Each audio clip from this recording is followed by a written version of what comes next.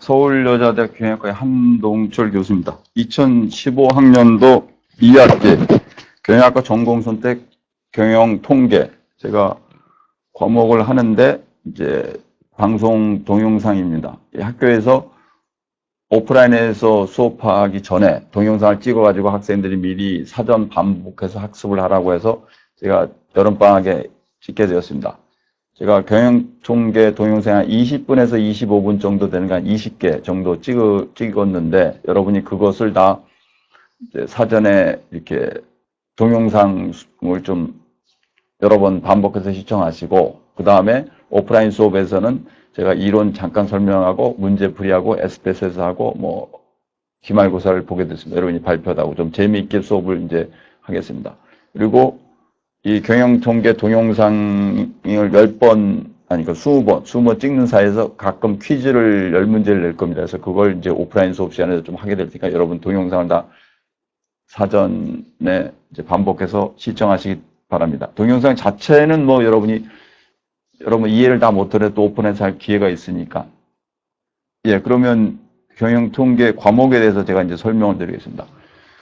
경영통계는 기본적으로 경영학의 세부 전공 7개, 인사, 생산, 재무, 마케팅, 회계, 국제경영, 경영정보 7개의 경영학 과목들에서 세부 전공에서 필요로 하는 통계의 기본적인 이론과 방법에 대해서 배우는 과목입니다.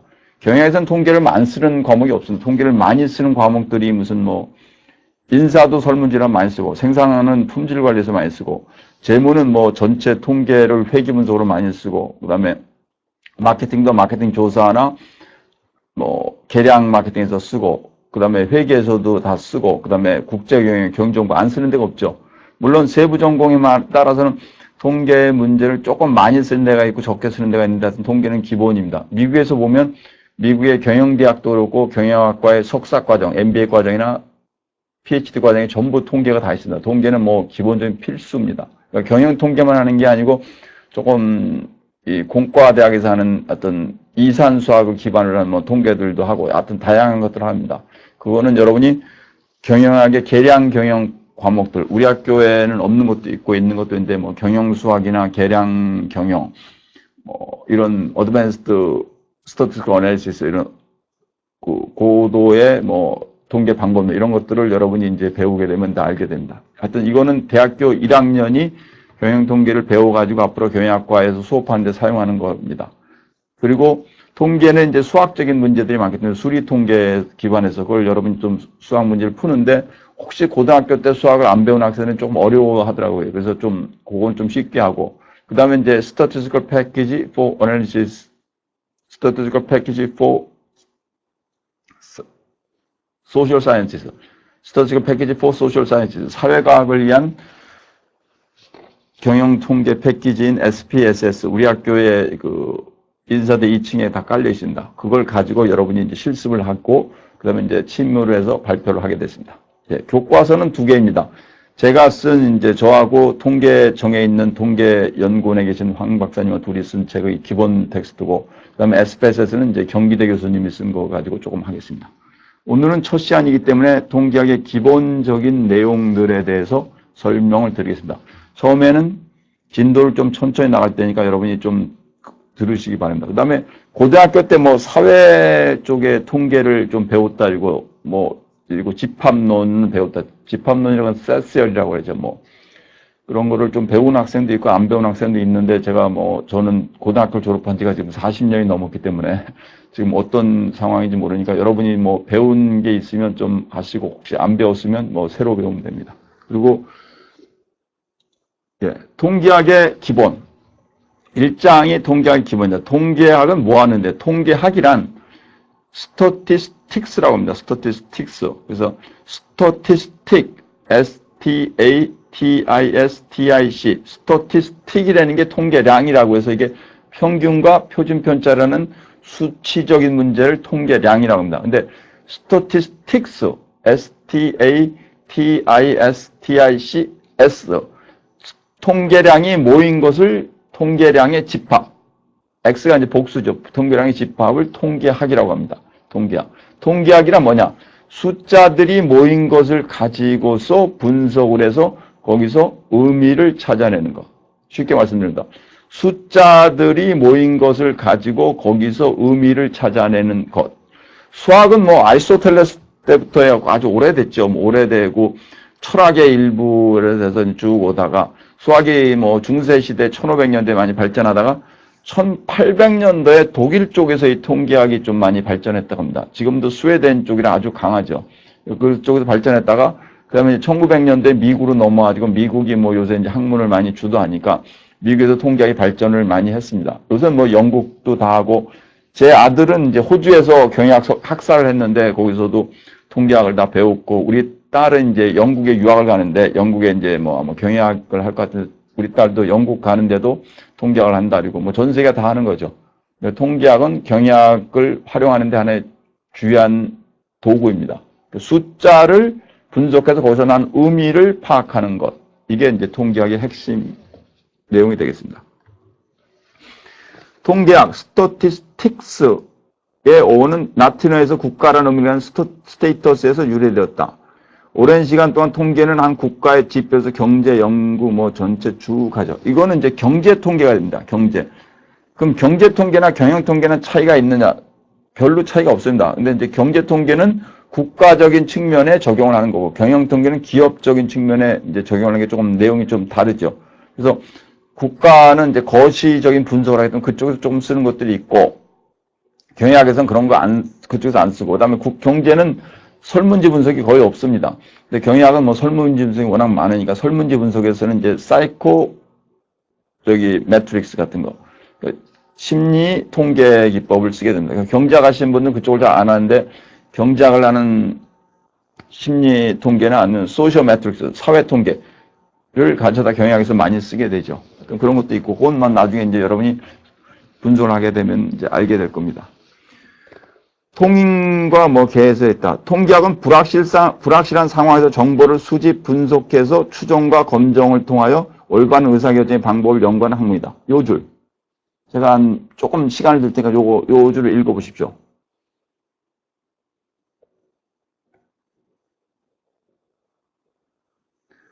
통계학은 불확실한 상황 하에서 수집, 분석, 그리고 추정과 검증을 통하여 올바른 의사결정의 방법을 연구하는 학문이다.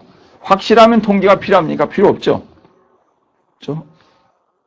어느 기업이 두 달 있으면 매출액이 얼마가 확실하게 나온다. 298억이 나온다. 그럼 뭐 예측할 필요 없죠. 근데 인생은 항상 불안하죠. 불확실하고. 그죠? 우리나라도 어떻게 될지 모르고, 환율이 어떻게 될지, 기업이 어떻게 될지 모르고, 전부 다 미래는 불확실한 겁니다. 불확실한 상황을 줄이기 위해서는 통계가 필요로 한 겁니다. 그래서 수집을 하고 분석하고 그리고 추정과 검증, 이게 중요한 겁니다. 통계 자료를 수집해서 분석합니다. 그리고 추정과 검증. 아주 쉽게 먼저 말씀드리면 요새는 자료는 이제 두 가지가 있는데요. 2차 자료라는 게 있고 1차 자료라는 게 있습니다. 2차 자료는 세컨더리 데이터라는데 기본적으로 남들이 구해놓은 자료. 그래서 교육부에서 대한민국 대학교의 경영학과 학생들의 뭐 과목을 배우는 거에 뭐 이런 거는 교육부가 다 정해놓은 자료죠. 그건 자료 2차 자료. 남들이 구해놓은 자료. 이건 뭐 비용이 싸죠. 그냥 갖다 쓰면 되는데 잘 안 맞는 경우가 많습니다. 1차 자료는 뭐냐? 우리가 설문을 통해서 구하는 자료. 그래서 서울여자대학교 경영학 전공, 부전공, 복수전공, 일반 선택을 하는 학생들이 취업을 하는데 어떤 걸 원하는지를 추정하는 거. 이걸 이제 설문문서. 이거 1차 자료랍니다. 그래서 2차 자료는 좀 싸고, 근데 좀 부정확하고, 2차 자료는 좀 싸고 부정확하고, 싸고 불정확하고, 1차 자료, 프라이머리 데이터는 상당히 비싸고 정확하죠. 2차 자료하고 1차 자료를 수집하는 겁니다. 여기 2학기에 하는 경영통계 수업에서는 2차 자료를 가지고 갑니다. 2차 자료. 여러분이 뭐 설문지를 수집할 필요 없이 아직 1학년들이 많고, 물론 고학년들 듣게 하지만 그냥 2차 자료. 쉽게 말해서 인터넷에서 서치가 가능한 자료들 많습니다. 여러분이 이제 우리 학생들이 자기 세부 전공을 전부 논의해가지고 수업 시간에 물어볼 거나 저는 뭘 좋아해요? 저는 무슨 과목 좋아해요? 무슨 과목 좋아해요? 그래서 세부 전공별로 팀을 짜가지고 그 팀에서 필요한 인사관리다 그러면 뭐 인사관리 짬 모빌리티, 직무 이동 관계, 그 다음에 뭐 직무 만족과 뭐 뭐 직무 만족과 그다음에 성과 뭐 이런 게 관계 이런 거는 저기 기업 통계에 보면 다 있습니다. 그다음에 뭐 회계학을 하면 또 회계 자료, 재무제표나 재무제표, 그 손익계산서나 대차대표 이런 거죠. 그다음에 또 국제경영하면 국제 전체 무역 자료 이런 거를 여러분이 이제 2차적으로 인터넷에 찾아가지고 여러분이 수집할 필요 없이 그걸 분석하는 겁니다. 그런데 이제 2학년 1학기 보면 마케팅 조사를 하고 있는데 이게 이제 기본적으로 1차 자료를 수집하는 데입니다. 요거는 여러분이 설문지를 가지고 분석을 하겠습니다. 그래서 경영통계는 2차 자료를 수집해서 분석하는 거고 설문지는 1차 자료를 분석하는 겁니다. 그래서 방법이 전혀 다르죠. 그냥 자료를 수집해서 분석해. 분석을 이제 통계로 하는 거죠. SPSS라는 게 있고 SES라는 게 있습니다. Statistical Analysis System. 저는 우리나라에서는 SPSS를 배우고 미국 가서 조지아 대학에 있을 때는 거기서 박사할 때는 SAS를 배웠고 미조리 대학에 가서는 SPSS를 배웠습니다. 근데 뭐 우리 학교에는 지금 SPSS를 쓰고 그래서 이제 저도 같은 수업은 SPSS만 하겠습니다. 그걸로 분석을 하면 됩니다. 그리고 이제 추정과 검정이란 추정이란 이것이 통계적으로 어떤 거냐 뭐 신뢰 구간 추정을 많이 점 추정 잘 안 하고 예를 들어서 삼성전자의 주가가 올해 연말에 어느 정도 되겠냐 얼마에서 얼마냐 이게 이제 추정이죠. 추정 주가 쭉 변화하는 걸 가지고 해가지고 종합주가지수를 코스피를 분석해서 뭐 몇 년치를 분석해가지고 뭐 1년에 한 300개가 좀 안 되죠. 그 한 월화수목금을 한 거를 분석을 해서 한 200 몇십 개짜리 한 3년이면 한 800개짜리 주가 변화를 가지고 분석해서 뭐 추정하는 거 이런 건 이건 시계열적인 성향이 있는데 근데 검정이란 통계적으로 그것이 맞는지 틀린지를 검증하는 거. 여러분이 이런 것을 이제 나중에 배우게 되겠습니다. 하여튼 통계학이란 불확실한 상황을 이해하기 위해서 우리가 거기에 대응하기 위해서 자료를 분석하는 것이다. 이게 통계의 목적입니다. 통계학이란 통계 자료를 수집 분석해서 현상을 파악하고 논리를 입증할 수 있는 자료과학이다. 자료과학을 데이터 사이언스라고 합니다. 데이터 사이언스. 뭐 요새 뭐 사이언스를 워낙 많이 보니까 뭐 인포메이션 테크놀로지 정보기술이라 할 때 우선 정보과학, 인포메이션 사이언스라고 하고 데이터 사이언스, 자료과학을 이제 데이터 사이언스라 하죠. 주로 통계 기반입니다. 그래서 데이터 마이닝과 요새는 빅데이터. 그래서 통계학이 요새 많이 발전하니까 데이터 마이닝이라는 게 있습니다. 좀 상당히 어려운 기법을 쓰는데 뭐 디스커멘트를 쓰고 그런데 어느 정도 설명을 해드리겠습니다. 그 다음에 빅데이터. 빅데이터는 수많은 데이터, 인터넷에 올라오는 테라가 넘는 제타 데이터를 분석하는 거. 그거는 제가 지금 그 컴퓨터 전공하신 분들과 MIS 하시는 분들과 같이 해가지고 지금 빅데이터 책을 또 쓰고 있는데 그것도 조금 설명을 드리겠습니다. 근데 이제 학교에서 하기에는 아직 많고 여러분은 기본 통계를 다 하고 나서 데이터 마이닝과 빅데이터 조금 하는 정도, 이 정도가 되겠습니다. 그걸 다 포함해서 자료과학이라고 합니다. 숫자로 포함되는 각종 자료들이 흩어져 있는 것을 통합해서 하나의 분석의 틀을 만들고 그것을 각종 기법들을 분석해서 새로운 어떤 의미를 찾아내는 학문적인 접근이 통계학이다. 여러분은 이번 학기에 5개의 분석 기법만 배우면 됩니다. 제가 조금 더 뭐 어떤 디시전 추리나 조금 더 가르쳐 드리려고 하는데 일단 기본적으로는 해야 될 것이 이제 뭐 SPSS 분석하다 보면 여러 가지 나오는데 그건 이제 상황을 보고 여러분이 할 수 있는 대로 해서 제가 많이 말씀드리겠습니다. 기본적으로는 뭐 이제 여러분이 차이 분석과 관계 분석인데 차이 분석을 하는 카이스퀘어 분석, 카이스퀘어 크로스 태빌레이션 어널리시스를 합니다. 크로스 태빌레이션 어널리시스. 그다음에 상관 분석, 코릴레이션 어널리시스. 그다음 차이 분석은 T-테스트와 어널리시스 오브 베어런스. 차이 분석은 두 집단 차이라는 T-테스트, 그다음에 세 집단 이상의 차이라는 어널리시스 오브 베어런스. T-테스트와 아노바를 분석하는 것이고 관계 분석은 3개가 있습니다. 크로스 태빌레이션 어널리시스, 교차 분석이죠. 그 다음에 뭐 상관 분석, 코릴레이션 어널리시스, 그 다음 회귀 분석, 리그레이션 어널리시스 이렇게 5개를 기법을 여러분이 일단 배우게 되겠습니다. 그냥 나중에 뭐 여러 가지는 또 할 수 있겠습니다. 그래서 기법을 배우고 결론을 내는 겁니다. 그래서 지금 보니까 우리 한국 도자기가 만든 제품들의 품질은 우리가 통제하는 품질 관리도 컨트롤 차트 안에 들어가 있다, 안 들어가 있다. 뭐 이런 거죠. 들어가 있다, 안 들어가 있다. 우리가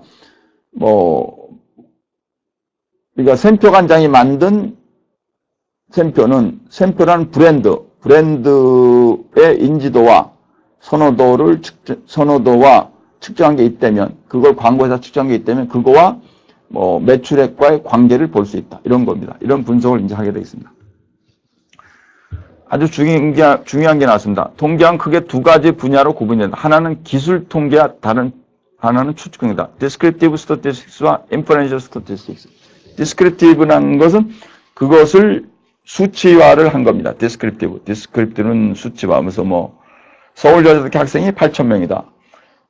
유태인이 전 세계 인구의 0.2% 정도 된다. 그런데 노벨상 받은 사람 중에 20%다. 어느 유태인 관련된 회사의 사람이 동영상에서 얘기하기 제가 깜짝 놀랐습니다. 주이시라 하죠. 미국 가면 이제 주라는데 he is a Jew, 이런 he is a Jew 뭐 이런 얘기를 많이 쓰는데 주라는 게 이제 유태인, 주이시라 그러죠. 유태인 사람들, 후츠바나 기프츠 이런 걸 얘기하는 유태인 사람들이 있는데 전 세계 인구의 0.2%라. 그래서 제가 생각해보니까 전 세계 인구가 70억이면 1,400명 된데 이거 이스라엘이 한 700만 명 있고 나머지 유태인들이 전 세계 흩어지는데 미국에 많습니다. 하여튼. 근데 노벨상을 받은 사람이 20%다. 그럼 0.2%가 20% 받으면 엄청나게 많이 받은 거죠. 엄청나게 많이 받았죠. 이게 기술 통계입니다. 기술 통계입니다. 중국의 인구가 얼마다. 기술 통계다. 이거 기술 통계고 추측 통계란 어떤 추측을 해가지고 그것이 맞는지 틀리는지를 추정을 하는 것이냐. 추정. 누가 범죄를 했다, 안 했다. 그죠? 이런 범죄에서도. 기업체에서는 A 방법을 쓰는 것과 B 방법을 쓰는 것, 어느 것이 더 기업에 더 성과가 날 것인가. 이런 거죠. 그죠? 연공서열제를 하는 것과 능력급제를 하는 것이 어느 것이 기업에 더 성과가 날 것인가.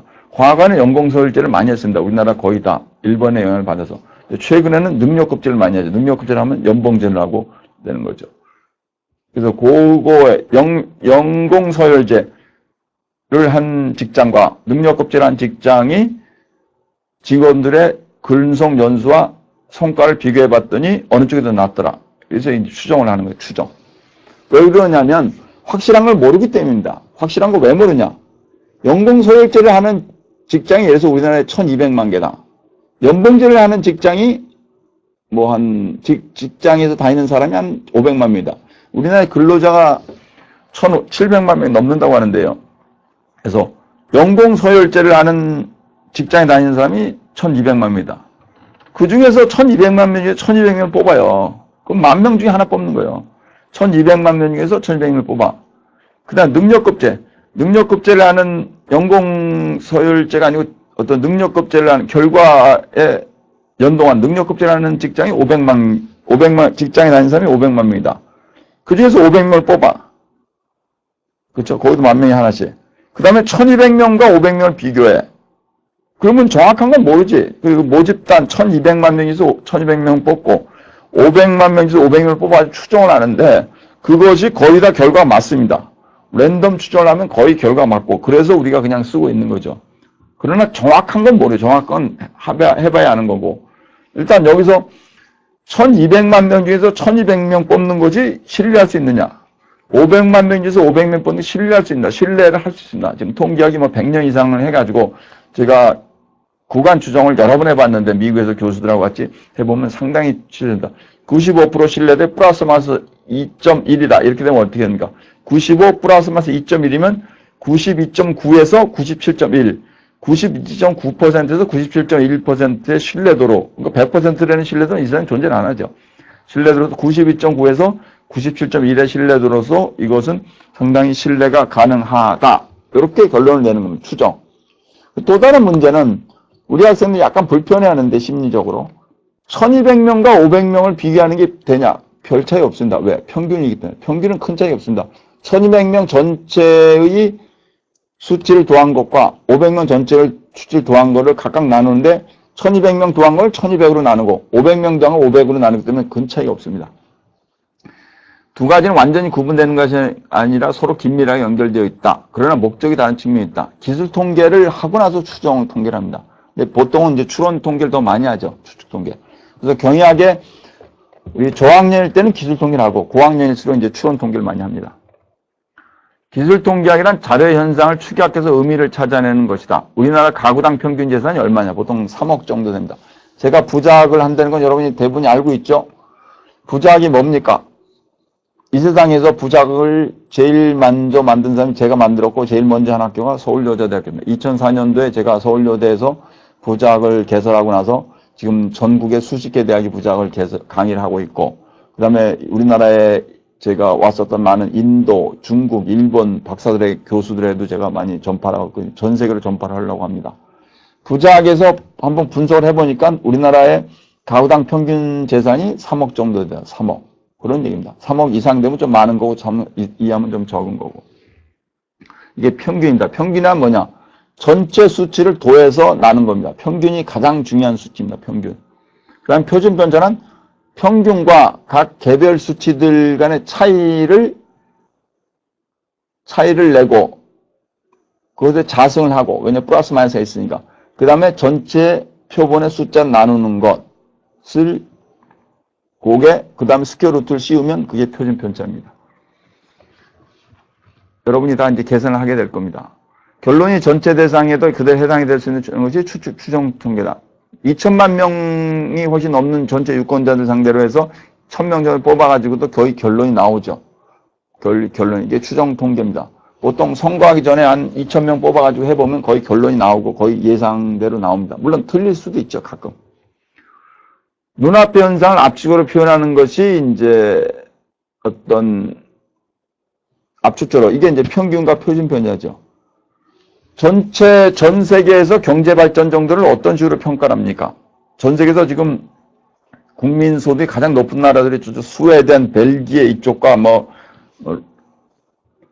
리히텐슈타인 이런 쪽, 싱가포르 그다음에 저기 사우디 이런 데가 높고, 그 다음 정도가 이제 미국, 영국, 독일 이런 데고, 우리가 이제 일본, 그 다음에 우리가 되고, 중국은 상당히 낮죠. 중국 인구가 많아가지고. 그 평균을 가지고 이제 계산하죠. 소득 몇만 불이다. 그래서 전체를 압축해서 비교를 합니다. 그 다음 표본 특징으로 전체 특징을 추정하는 것. 이스라엘 사람들이 노벨상을 많이 받았다. 그걸 가지고 이스라엘이 두뇌가 우수하다 이렇게 얘기를 하는 거죠. 전 세계에서 두뇌가 우수한 나라로는 한국이 더 우수하다고 합니다. 전체 IQ를 조사를 해보면 우리나라가 이스라엘보다 더 기본 IQ가 높다고 합니다. 그리고 엄마들 극성인 나라도 전 세계에서 한국과 이스라엘입니다. 자녀 교육을 그렇게 열심히 하고. 근데 이제 한국과 이스라엘의 방법이 조금 다르다는 얘기입니다. 결론은 거의 올라갈 때까지는 한국이 거의 다 잘했는데 올라간 이유는 이스라엘이 더 많이 한다. 제가 하나를 말씀드리면 제가 미국에서 박사하면서 느낀 것이 이스라엘 출신의 사람들은 머리가 똑똑하지 않은 면도 조금 있는데 계속 물어봐요. 질문을. why 그리고 우리나라는 거의 안 물어봐요. 이게 차이를 많이 만듭니다. 그러니까 여러분들은 많은 질문을 질문을 통해서 배우는 겁니다. 논리화를 시키는 거죠. 그건 그렇고 표본 특징으로 전체 특징을 추정하는 것이다. 2050년이 되면 골드만삭스가 추산한 거에는 한국이 전 세계에서 한 2위 경제 개발 2위 정도가 된다고 합니다. 그런 그렇게 추정을 한 거죠. 통계학을 다른 말로 하면 데이터 과학이다. 자료 과학이다. 통계는 자료의 효과적 수집과 분석, 객관적이게 명확한 수치를 제공한다. 여기서 중요한 게 객관입니다. 주관적인 수치를 표현하면 이제 객관. 객관이라는 게 뭐냐? 검증된 수치. 그러니까 우리나라도 똑똑한데 왜 노벨상이 없나? 우리나라는 노벨상 받으면 한 분이요. 이스라엘 무지하게 많어. 일본도 많어. 독일도 있고 미국도 있고. 근데 우리는 아직 없어. 그래서 지금 우리나라가 노벨상이 좀 문제가 있다. 이런 얘기를 하는 거죠. 객관적으로. 그다음에 정보를 공유하고 소통하기 위한 중요한 수단이다. 빅데이터라는 게 뭐냐면 전 세계 전체 인터넷에서 거의 매일 수집되는 자료들. 예전에는 인터넷에서 여러분이 무슨 아마존에 클릭을 하고 들어가. 그다음에 구글에 클릭을 해. 그 로그 파일을 남은 거나 그다음에 옥션에서 무슨 여러분이 물건을 사거나 이런 것도 인터파크에서 책을 사거나 이런 데이터 파일들이 있는데 그게 요새는 PC 기반도 있고 모바일 기반도 있고요. 그다음에 물론 오프라인 기반도 있습니다. 근데 오프라인 기반보다 그다음에 이제 동영상 자료가 있고 CCTV가 있고 자료가 무지하게 많죠. 이 자료 전체를 모아가지고 분석을 하는 것을 빅데이터 분석이랍니다. 제가 이제 책을 쓰고 있는데 저는 많이 썼는데 지금 다른 교수님들이 좀 늦어가지고 지금 조금 천천히 나오는데 그 빅데이터가 전 세계에 있는 모든 데이터를 분석을 해서 찾아낸다는 겁니다. 모든 데이터를 분석을 해가지고 쉽게 얘기해서 할인점에서 뭐 기저귀하고 맥주가 많이 팔리더라. 그럼 기저귀하고 어떻게 맥주가 많이 팔리냐 했더니 추정을 해보니까 신혼부부가 미국에서 애기 데리고 할인점에 왔고 아빠는 맥주 사고 엄마는 기저귀 산 겁니다. 그 기저귀와 맥주를 같이 팔리기에 해놓은 거. 이런 것들입니다. 통장은 재밌는 측면도 많습니다. 예, 다음 동영상에서 뵙겠습니다.